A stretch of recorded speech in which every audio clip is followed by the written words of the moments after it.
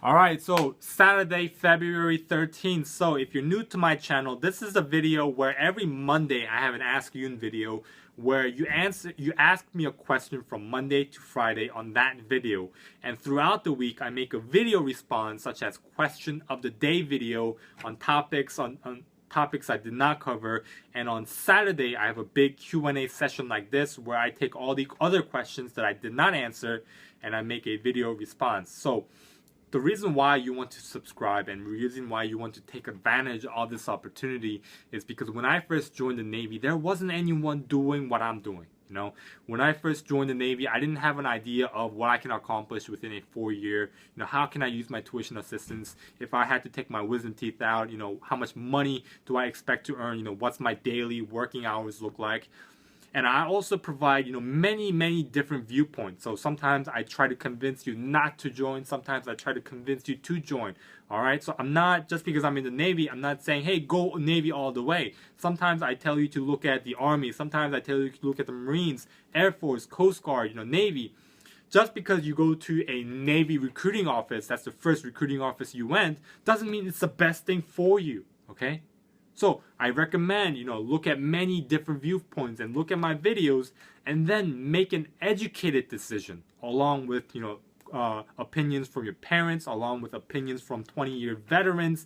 I recommend you talk to these people and then make an educated decision on whether or not the Navy life or the military life is for you or if it's not for you. All right. So to begin, first question comes from future sailor Davis asking me about, should you either choose Seabees or Master at Arms? What would I do? So, from my opinion, I have very small knowledge of both these rates. However, from what I can see in regards to Master at Arms, they just work with weapons, they work with security, and that's generally their field. And Seabees, they go overseas, they get deployed. Now, MAs do too, and but they get to build stuff. They work with harsh environments, sometimes in a hostile environment. So knowing those two, I would say go with Seabees just because it seems like they have a much more tight-knit community and also experience-wise, Navy experience-wise, life experience-wise, Seabees seem much more difficult. All right, so I would always recommend go with the difficult choice. Go with the thing that you will learn the most about the Navy, about your life, about yourself. All right, so I would say Seabees. So, all right, next question comes from future sailor Duffy, asking multiple questions. First thing is medications. What kind of medications can you bring? So I recommend ask your recruiter, because I personally don't know all the medications that's allowed. So ask your recruiter. Also ask the personnel at MEPS, the doctors who are going to check you out at MEPS. All right. So he also asks what rates are least likely to be deployed. So all rates are likely to be deployed. However, as far as I know, I'll put a link down in the description about my video of honor guards. They're not a rate per se, but they are a job that work a lot inside the U.S. Okay. So they work a lot in ceremonies, they work a lot in funerals and with the military personnel. So if you looked at the Super Bowl recently, they had honor guards, doing the twirls and, all the things for the military. So they work a lot within the U.S. from what I hear from my RDC at the time. All right, so also he asks living off base with a girlfriend or a wife. So you can, if you get your BAH, basic allowance for housing approved, where they give you money to live off base. Now, for the most part, on average, I heard you have to be an E5 on normal commands.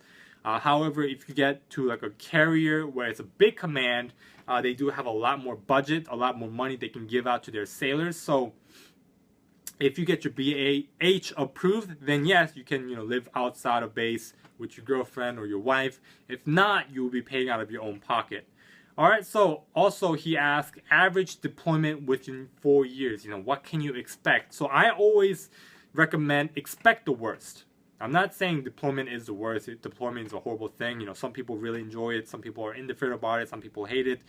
But what I recommend in anything that you do, always expect the extreme. All right, so on a 4-year contract, I would say expect at least 2 years out at sea on deployment. Okay, because what you don't want to do is, for example, let's say in a day, I always expect to work 12 hours in a day.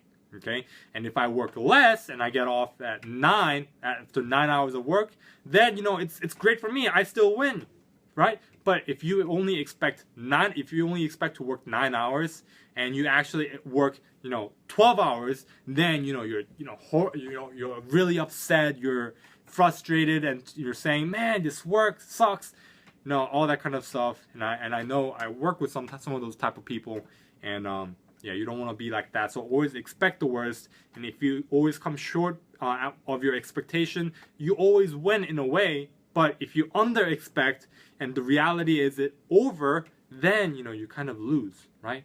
So I hope that made sense. I know I kind of explained it weird. All right, so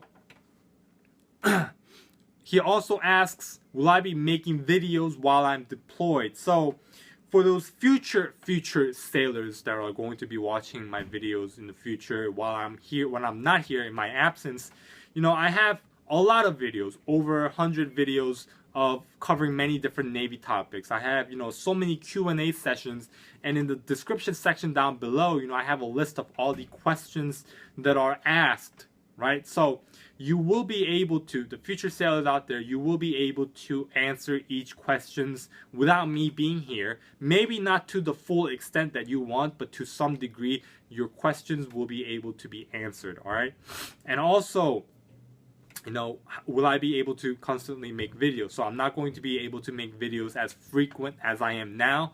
Sometimes I post 1, 2, or 3 videos each day, sometimes 4, right? But what you don't see behind the scene is the fact that I make much more videos, right? So you only see 160 videos that are public, but I have much more that I'm going to be releasing in the future. Maybe, twice a week or maybe once a week. I haven't completely decided yet. So it's not going to be the extent of every single day, but it might be once a week or twice a week or whatever. Alright, so next question comes from future sailor Marley in regards to driving information. So what I always recommend is any personal business, take care of it before you join the Navy. Alright, so driving is one of those personal information, personal things that you have to take care of before you join. So because if you join, you're in the military and you work 12 hours a day, you're not going to have a time, it's going to be difficult to study for a permit, right? At the same time, it's going to be difficult to find someone that's going to teach you how to drive, all right? So when you are living with your parents, learn how to drive and get your license and then join the Navy is what I recommend. Because the Navy doesn't have a program that helps sailors learn how to drive, not that I'm aware of, all right? So next question comes from Airman88, asking me, am I going officer and will I be going officer candidate school? So for me, no. If I was to stay in the military for a long period of time, yes. However, at this moment in time, I'm only going to do my short time and get out. Because if I want to do officer right now, I would have to extend my contract, which is not what I want. I just want to do my short time, get out, see my family, work in the civilian world, and be able to pursue my own goals in the civilian world. All right? So that is my own personal choice. So next question comes from future sailor Baxter. He asks me about my personal MEPS experience. So you might, when you're at MEPS, you might be with up from 10 to up to 30 people of all different branches, Marines, sailors, airmen, whatever. Everyone's nervous. Everyone doesn't know what to expect. The food's great. You get to sleep well. But as far as my experience, it was pretty cool. I always recommend, just talk to random people. You're never going to see them again. Talk to them, get to know them a little bit, learn something from them. And, it's so funny. I brought a backpack with me to MEPS, and my recruiter saw my backpack. So I'm joining the Navy, but my brother was in the Army National Guards. So I brought an Army National Guards backpack because it was big and I could carry a lot of stuff. It was wintertime, it was cold. And my recruiter was like, so you're joining the Navy, but you have an Army National Guards backpack. So, but anyway, like I said, enjoy the moment, enjoy the experience, and have fun. It's a very short time. You get to experience many different things, weird things, medical, all that kind of stuff, vision, blood tests, whatever. So, Next question comes from future sailor Rhea. So do RDCs yell like they do in the YouTube videos that you see? Your boot camp experience, like I said before, is always going to be different from your RDCs because not all RDCs are the same. You know, they get paid and they go to sea school to yell. You know, they want you to be disciplined, okay? So at different moments in boot camp, you know, out of nowhere, they're going to just suddenly yell. And out of nowhere, they're going to be very moody because not because they are who they are, but because that's what they have to do.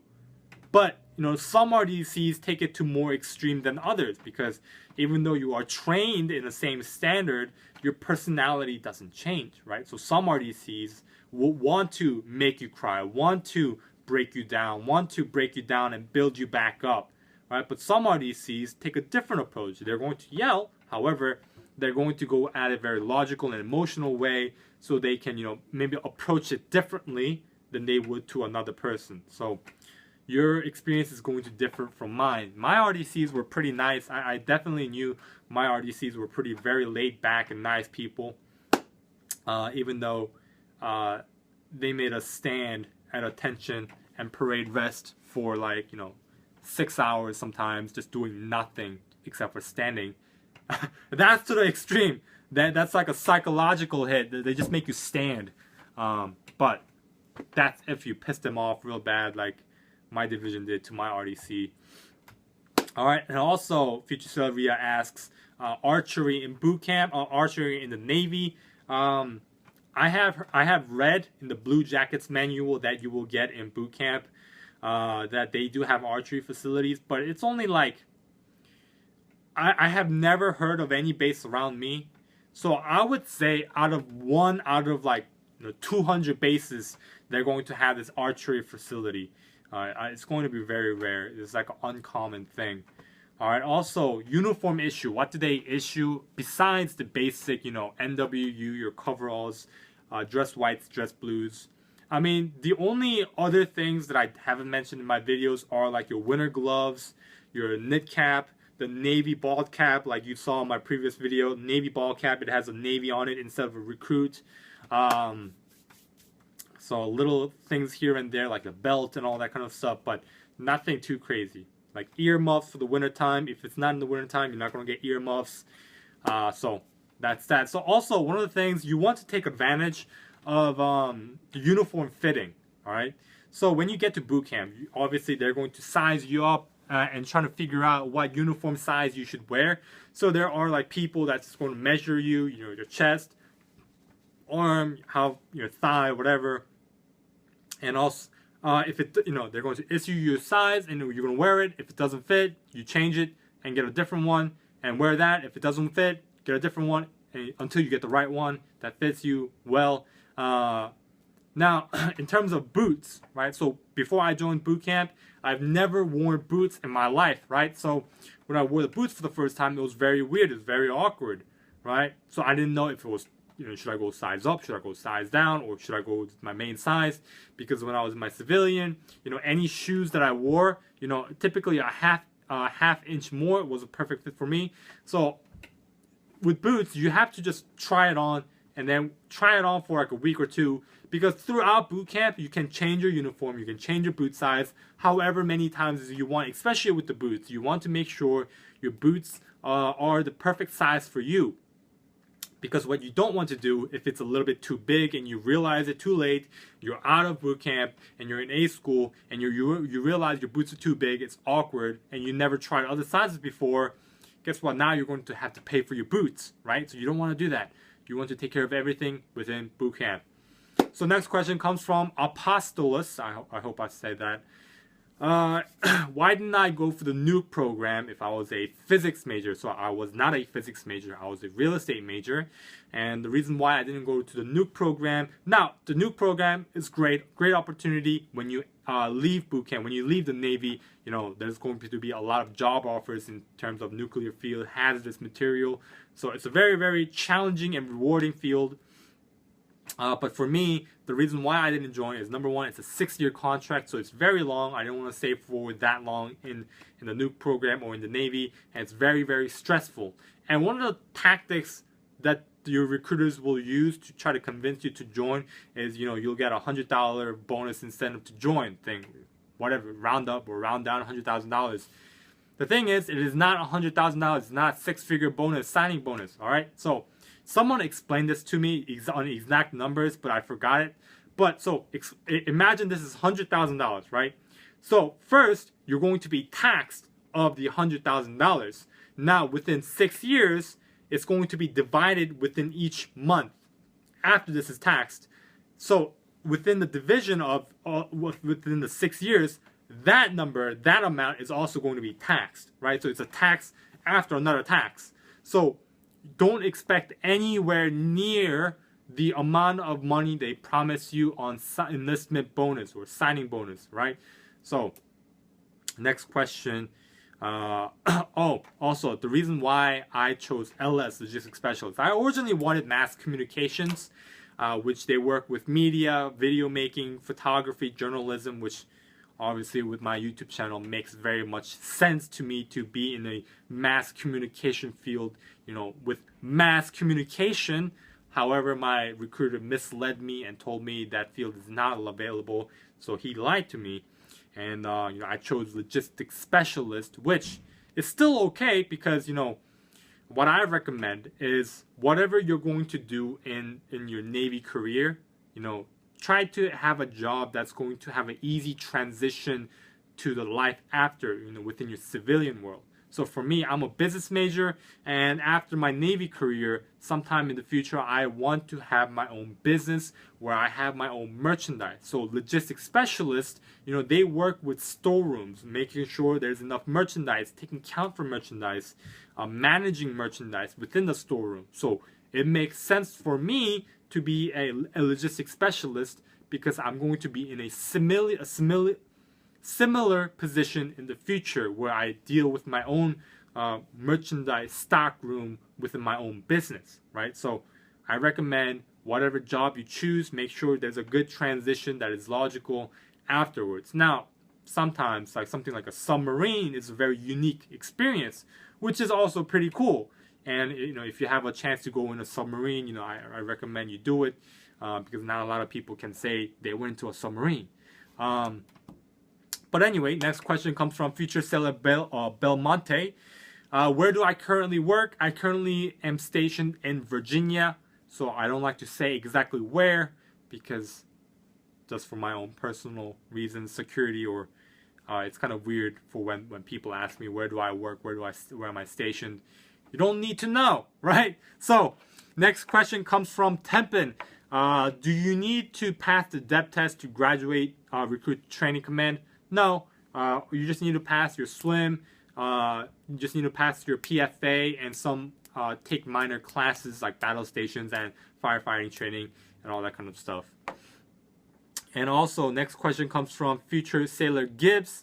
And do I know anything about ISTs? Now, guys, for the most part, I try my best to ask around with my command, people who have been in for a while, if they know about this rate, they know about that rate. But sometimes I don't get to get to talk to people who know about these rates. And so any type of information, the best type of information that you have access to is what I have access to, is online. So when I look at, hey, what does IST do? Look online, sometimes they'll say, hey, you work with a satellite, you work, underseas, they have a grand picture of you underwater, doing multiple different things. One of the things that I can definitely say to you is, you're definitely not going, it's not as grand, it's not as, big as they make it seem in these, in these things that they try to promote you to join, okay? So for example, when I looked up ISTs, it says IT, and it says, hey, you're going to be working with a satellite, right? They're not, if you're in the Navy for 4 years, they're not going to put you in charge of $1 billion satellite, okay? It doesn't make sense for them to do that. They're going to put people who have super squirrel security clearance within that satellite who are earning 6 figures, who have been in the military for a very long time, or in the government organization for a very long time.